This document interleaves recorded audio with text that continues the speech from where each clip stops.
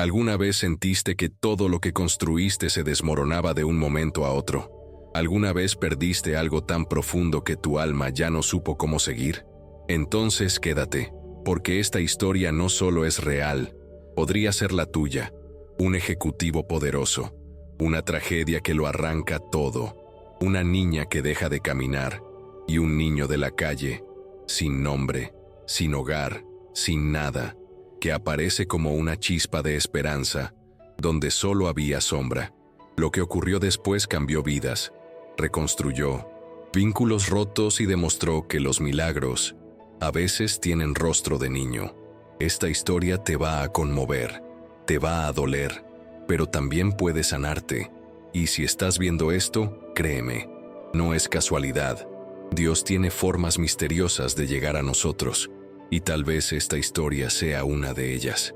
Así que quédate hasta el final, porque algo en este relato puede restaurar tu fe, despertar tu alma y recordarte que nunca es tarde para volver a empezar. Y sí, esto te puede cambiar la vida. Antes de comenzar, quiero pedirte algo importante. Muchas personas ven nuestros videos y aún no están suscritas al canal. Si sentís que este tipo de contenido toca tu corazón, suscríbete ahora mismo y activa las notificaciones. Así vas a recibir más historias como esta, llenas de emoción, verdad y propósito. No era un día cualquiera. Hay momentos que parecen invisibles en el calendario, días que no gritan desde lejos, pero que se transforman sin aviso en puntos de inflexión. Así comienza esta historia, y si estás aquí, tal vez no sea casualidad. Tal vez, como Clara, estés buscando algo que no sabes nomear. Esta historia es real. Tiene nombre, tiene cicatrices, tiene una niña con el corazón roto y un niño sin nada que lo dio todo. Es una historia que no nació para entretener, sino para hacerte sentir, para tocar tu alma en ese rincón donde guardas tus preguntas más profundas. ¿Alguna vez sentiste que la vida te empujó más allá de tus fuerzas? Entonces escucha, porque esta podría ser también tu historia. Este canal no es sobre milagros mágicos ni soluciones rápidas. Es sobre lo invisible que transforma, lo imposible que se vuelve cotidiano cuando hay fe, amor verdadero y un poco de esperanza. Aquí, cada historia es una semilla plantada con ternura. Algunas florecen en lágrimas, otras en sonrisas, pero todas nacen del mismo lugar, el corazón humano. Y tú estás invitado a caminar con nosotros, a mirar lo que nadie ve, a escuchar lo que muchos callan. Tal vez como Gabriel, no tengas casi nada en tus bolsillos, pero si llevas dentro el deseo de creer, de cambiar, de curar, entonces tienes más que suficiente para empezar. Antes de continuar, quiero hablarte directamente. Muchas personas que ven nuestros videos no están suscritas al canal, pero si estás aquí, es porque algo te llamó. No ignores esa voz. Suscribirte no es solo un clic, es una decisión de alimentar tu espíritu con historias que sanan, que inspiran, que despiertan. Activa también las notificaciones, porque en cada nuevo video existe la posibilidad de una nueva respuesta. Y a veces, todo lo que uno necesita es una sola palabra en el momento justo. Y ahora, si estás listo, abrimos juntos la puerta a una historia increíble, inesperada, profundamente conmovedora. Una historia donde el dolor se convirtió en abrazo, donde la tristeza encontró esperanza, y donde un niño de la calle cambió para siempre el destino de una familia. Lo que estás por escuchar podría cambiar tu manera de ver la vida. ¿Estás dispuesto a sentir? ¿A recordar? ¿A llorar tal vez? Entonces, respira hondo. Porque desde este momento, nada volverá a ser igual. Ricardo Méndez siempre fue sinónimo de control. Un hombre que aprendió desde muy joven a no mostrar debilidad, que construyó un imperio con sus propias manos, saliendo de la periferia de São Paulo hasta llegar a los pisos más altos del consorcio Méndez.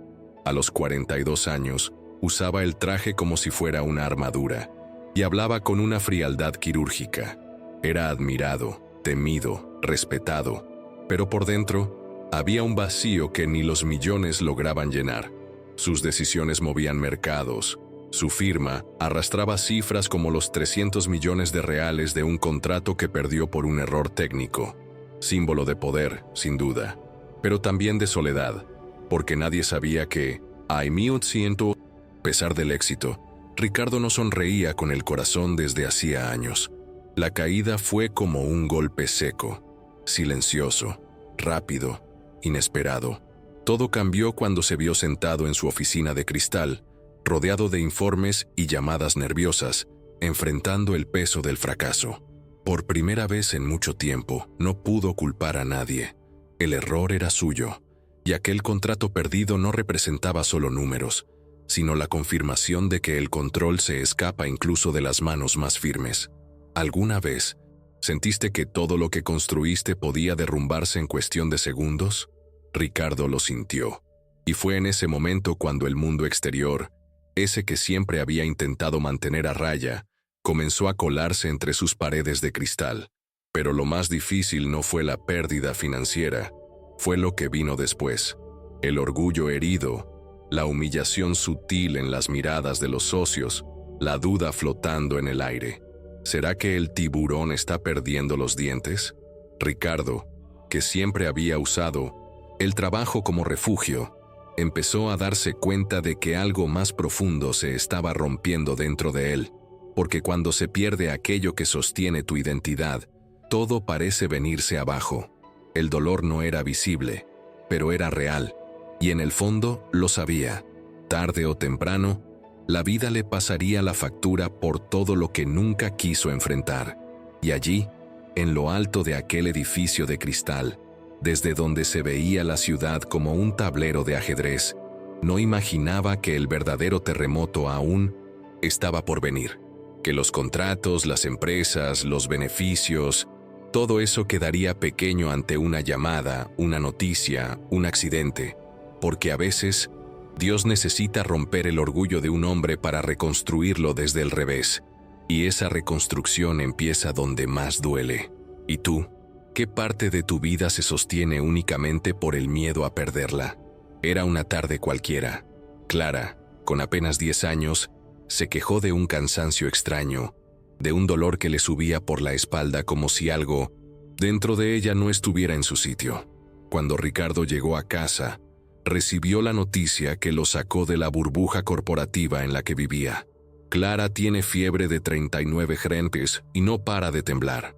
Aquella cifra, tan distinta de los números que solía manejar, pareció gritarle desde dentro. No era una oscilación del mercado, era su hija, su única hija, ardiendo en fiebre. Sin pensarlo mucho, subió al coche con Laura y Clara, y pisó el acelerador como si corriera contra el destino.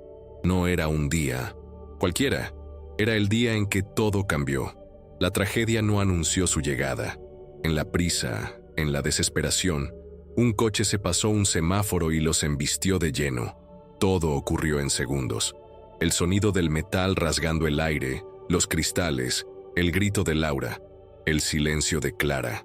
Ricardo despertó con sangre en el rostro y un vacío en el pecho. Laura no sobrevivió. Clara, entre máquinas y cables, seguía viva, pero no se movía del cuello hacia abajo. Aquel hospital, con olor a alcohol y desesperación, se convirtió en el escenario de una pesadilla sin fin. ¿Alguna vez viste a alguien que amas dormido, pero sabiendo que al despertar nada será igual? Ricardo lo vio, y nunca volvió a ser el mismo. Los médicos fueron claros. Lesión medular grave.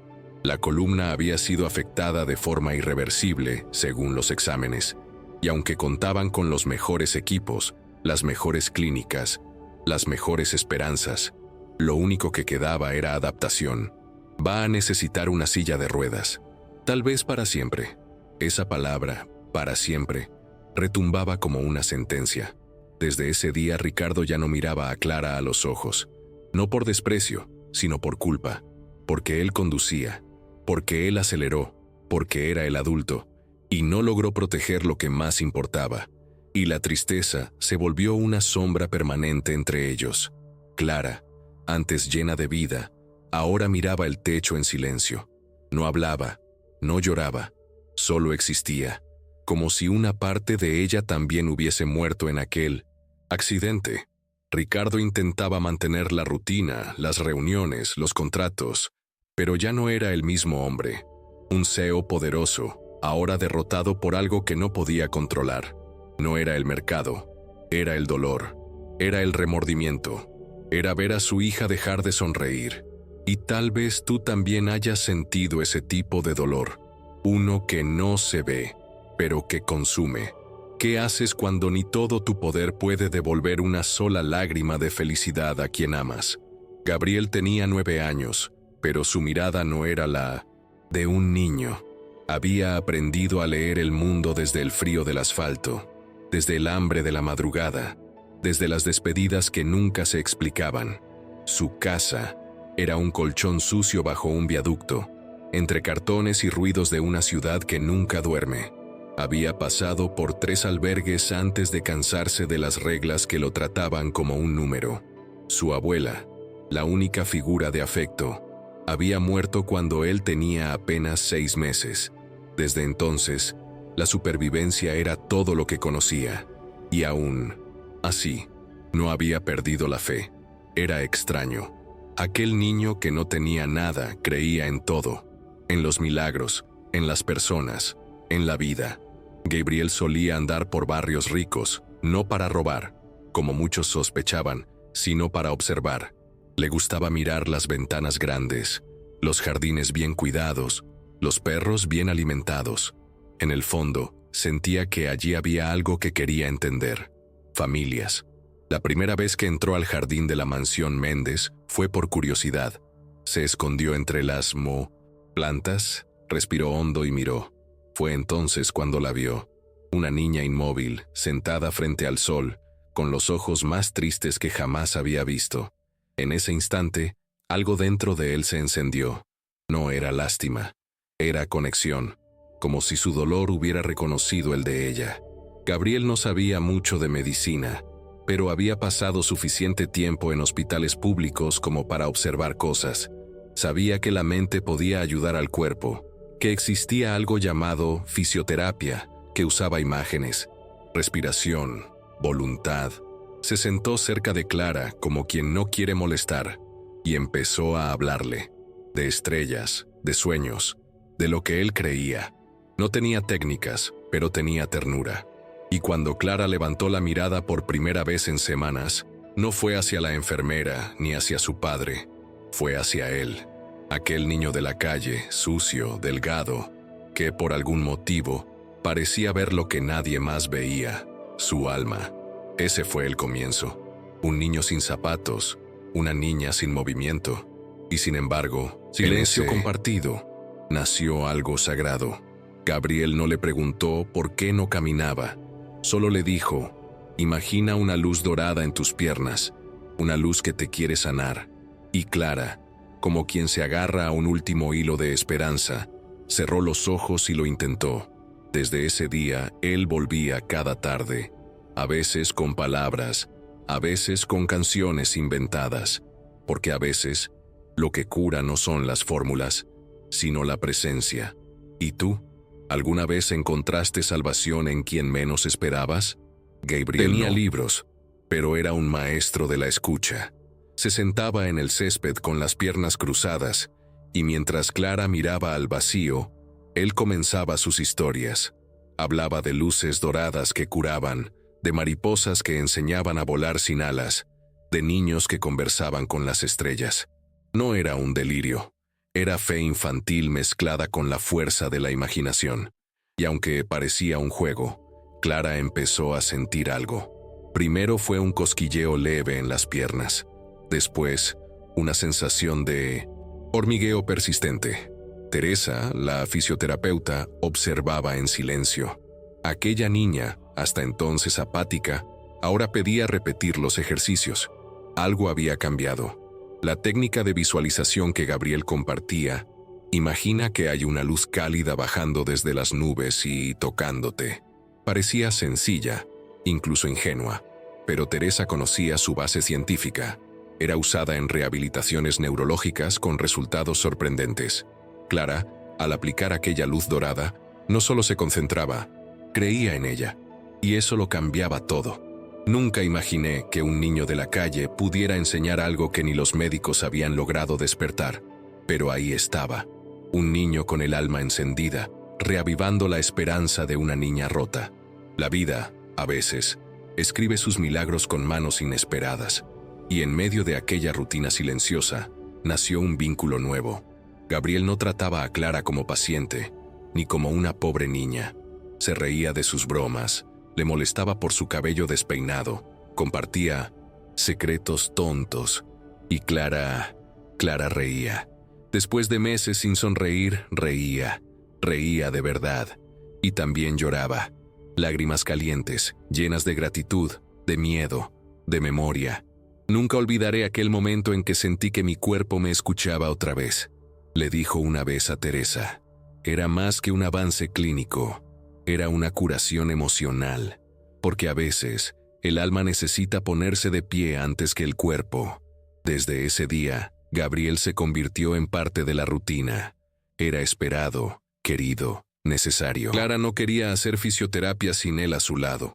Teresa, al notarlo, empezó a incluirlo en las sesiones. No era un profesional, era presencia, un tipo de amor que no se explica en los manuales. ¿Y tú? ¿Qué harías si la persona que más te ayuda no tiene nada que ofrecer, excepto su corazón? Porque a veces eso es todo lo que realmente necesitamos. Alguien que se quede cuando todos los demás se han ido. Ricardo los encontró una tarde. Gabriel estaba en el jardín, ayudando a Clara a mover los dedos de los pies, contándole una historia sobre un pez que aprendía a nadar en el aire. Fue como si el mundo se detuviera un segundo. Ricardo, congelado en la puerta, no vio ternura, no vio esperanza, vio amenaza. ¿Qué hacía ese niño callejero en su casa? ¿Qué intenciones ocultaba?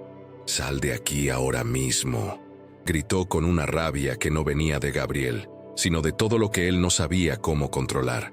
Pero Clara no se quedó callada. Por primera vez en mucho tiempo, alzó la voz. «No lo toques. Él me está ayudando más que tú». Esa frase cortó más hondo que cualquier pérdida financiera. Esa noche, Ricardo no durmió.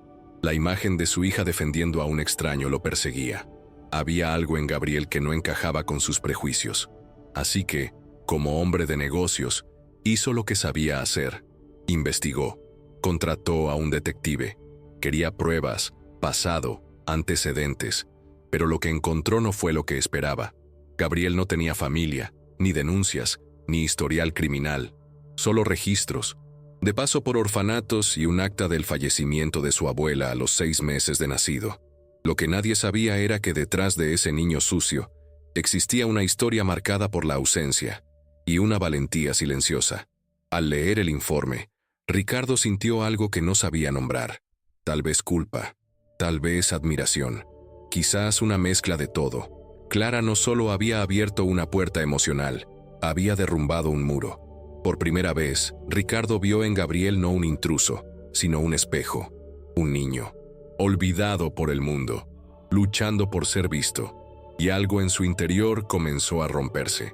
La rabia se transformó en pregunta, la sospecha en compasión, y esa transformación, aunque pequeña, era el primer paso hacia algo más profundo, porque a veces el corazón empieza a cambiar con una simple decisión, quedarse a mirar un poco más de cerca. A partir de ese día, Ricardo no volvió a echar a Gabriel. No lo abrazó, ni le pidió perdón. No sabía cómo, pero lo dejó quedarse. Y eso, viniendo de él, era inmenso. Clara lo notó. Empezó a hablar más con su padre. A veces los tres compartían silencios que decían más que 1000 palabras. ¿Y tú? ¿Alguna vez has tenido que reconstruir un lazo roto desde el orgullo? A veces, solo hace falta un gesto para empezar. Un niño, una verdad, una lágrima contenida, y todo puede empezar a cambiar. Una semana después, Gabriel dejó de aparecer. Clara lo esperaba cada tarde junto a la ventana, con los ejercicios listos, pero él no venía. Al principio pensaron que había encontrado otro lugar para dormir, pero pasaron 3 días, y luego 5. y algo en el pecho de Clara comenzó a doler más allá de los músculos. Ricardo, en silencio, miraba su tristeza crecer, hasta que una noche, vencido por la culpa, tomó el celular y llamó al detective una vez más. Encuéntralo. No dijo más. No necesitaba.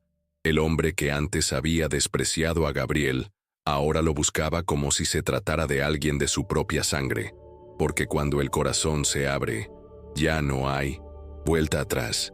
El detective lo encontró en un hospital público, tras pasar por 4 lugares diferentes.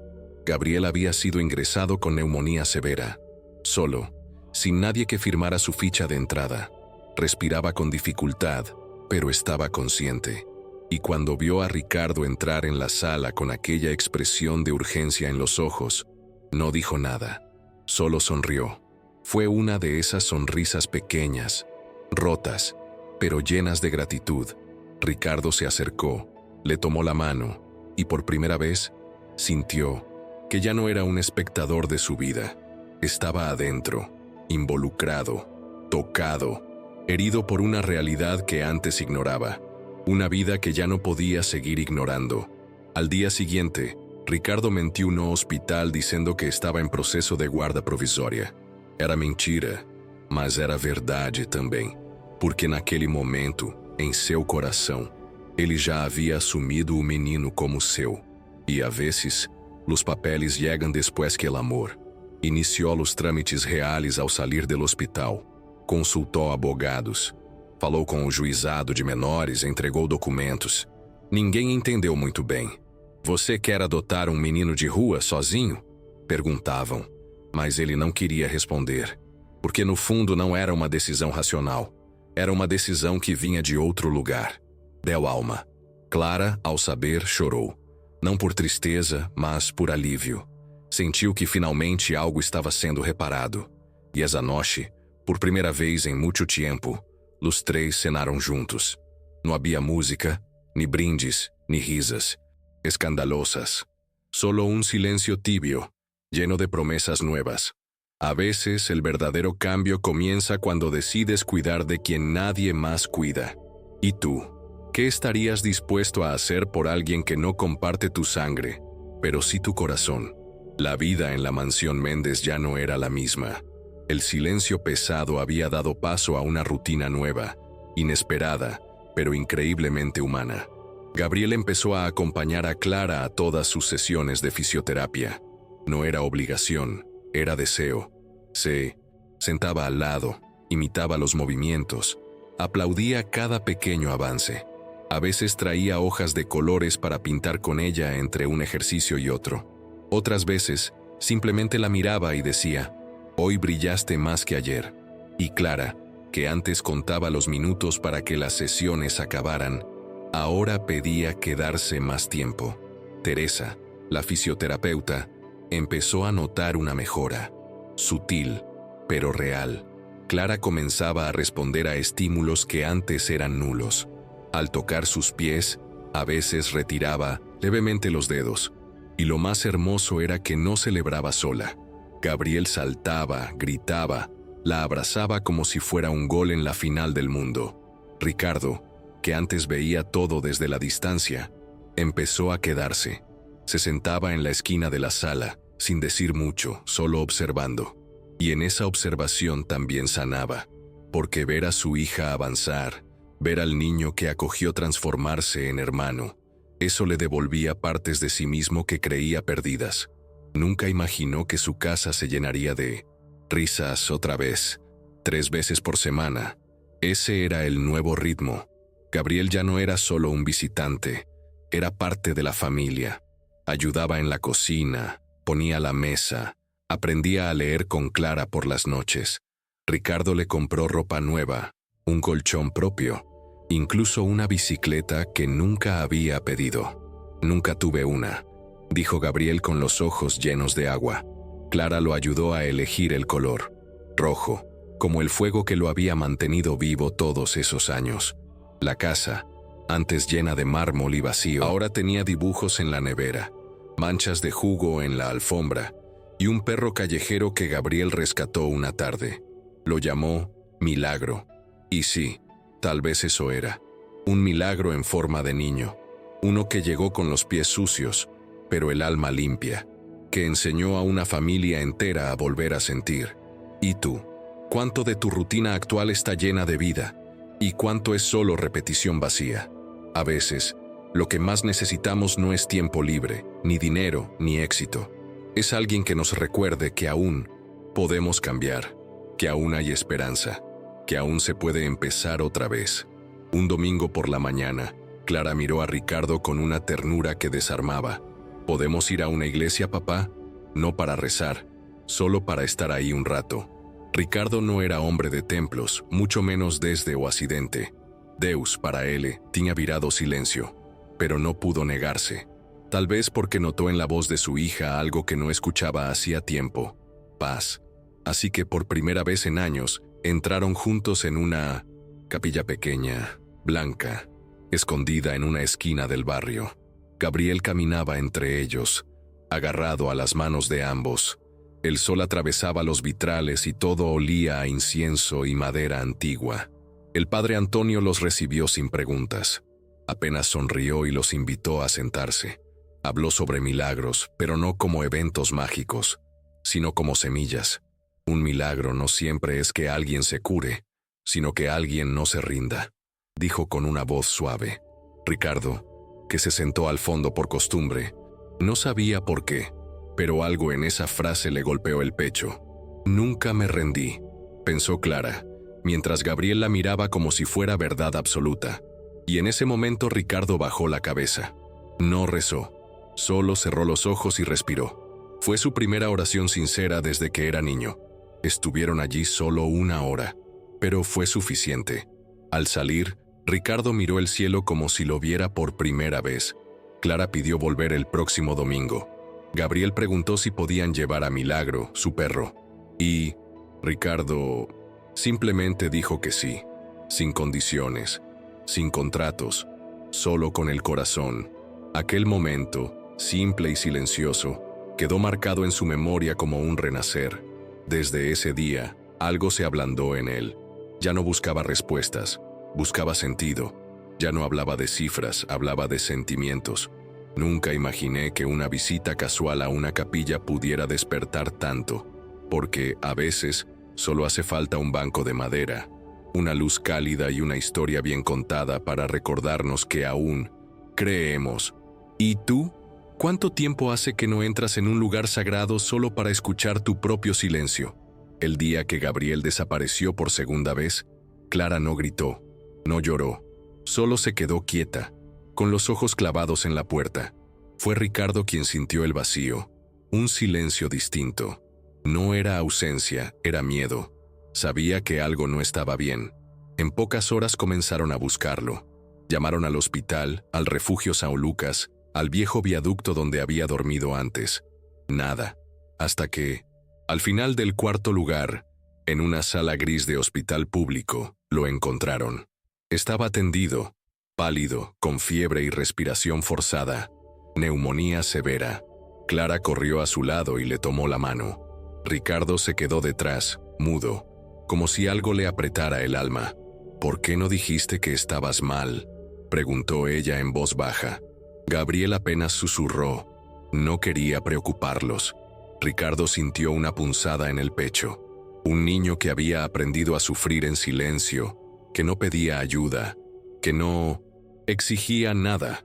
Estaba a punto de irse sin molestar, y eso fue lo que lo quebró. Al día siguiente, presentó ante el juzgado la solicitud formal de guarda provisoria. No era solo un papel, era una declaración, una forma de decirle al mundo, y a sí mismo, que Gabriel ya no era el niño de la calle, era parte de su historia. Clara, al enterarse, abrazó a su padre con fuerza. Gracias, papá. Nunca pensé que volvería a tener una familia. Y Ricardo, por primera vez, no supo qué decir. Solo lloró. Lágrimas que llevaban años escondidas. Durante los días siguientes, Gabriel fue transferido a una clínica privada. Cuarto propio, médicos atentos, mantas suaves. Clara pasaba horas leyéndole cuentos, llevándole dibujos, cantándole canciones. A veces, Intercambiaban papeles.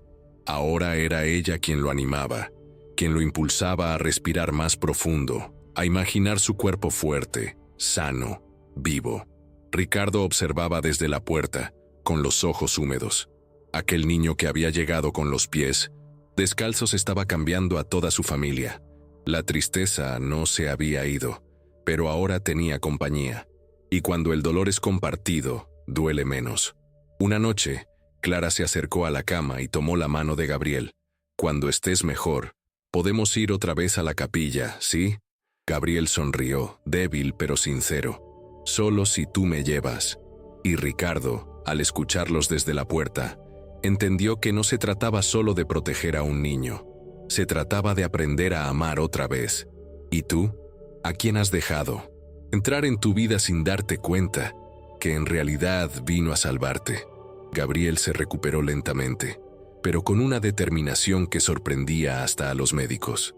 En pocas semanas, ya caminaba por los pasillos de la clínica con pasos tambaleantes pero firmes.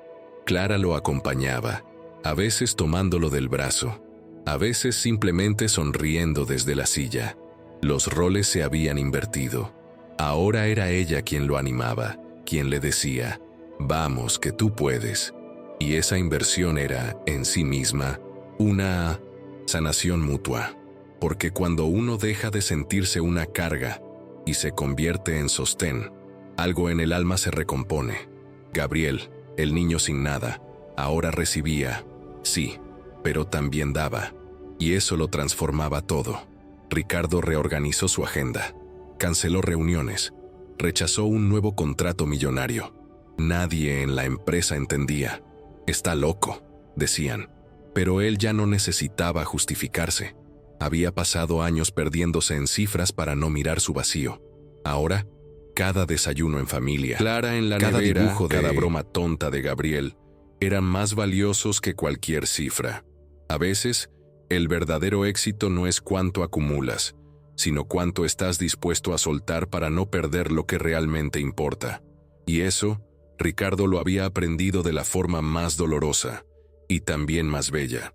En la casa todo era distinto. El mármol seguía allí, las paredes seguían blancas, pero algo había cambiado. Tal vez era la risa de Clara al oír a Gabriel contar historias inventadas. Tal vez era el perro milagro durmiendo en la alfombra. Tal vez era la sensación de hogar, esa que no se compra ni se construye, se cultiva. Teresa, la fisioterapeuta, confirmó que Clara tenía sensibilidad creciente en los pies.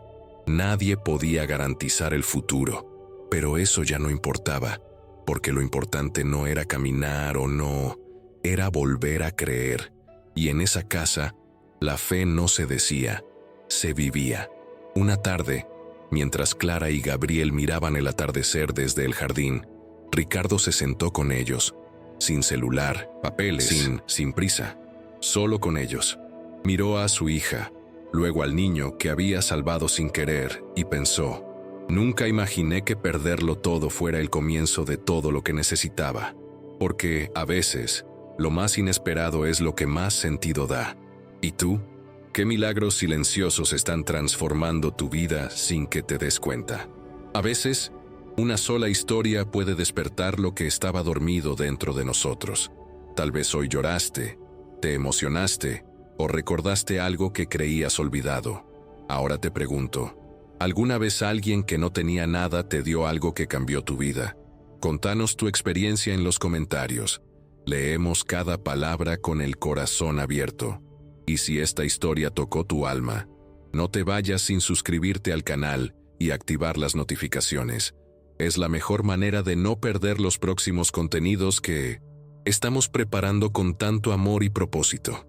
Si querés seguir explorando relatos que transforman, hace clic en el próximo video que aparece ahora en tu pantalla. Lo que vas a ver puede ayudarte a entender más sobre vos y sobre el poder invisible que nos une a todos. Nos vemos en el próximo video.